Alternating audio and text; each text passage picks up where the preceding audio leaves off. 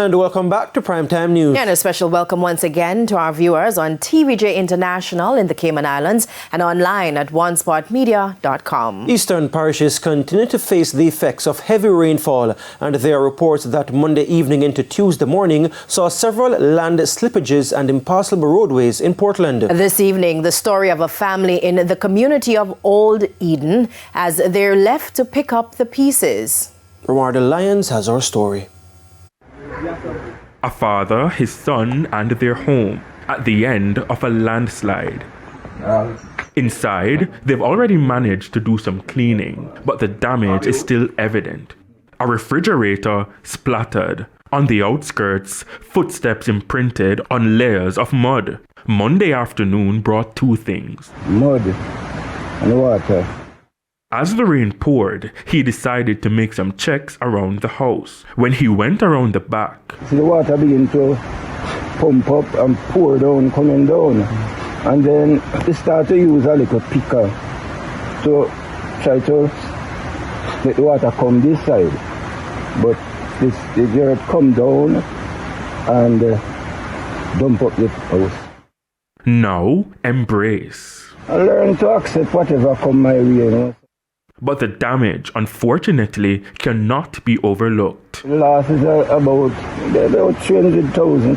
It's a lot of setback because you have to go and start over again.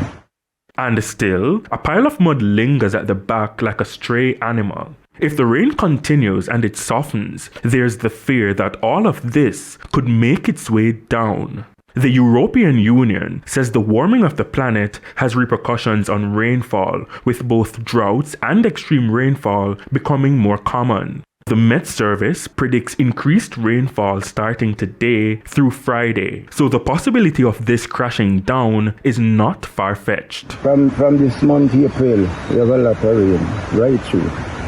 In about some 6 days we have sun, rain. Herman here has been going non-stop. It's been him against the clock, against the mud. I was working from about 3 o'clock in the evening, 3 p.m. till about 12 midnight, non-stop, try to get the debris out the house. Ironically, with a house full of mud, slumber never felt better. I sleep good though. I sleep well because after all those hard work, manage to sleep well after because as we clean up, it makes us feel more comfortable.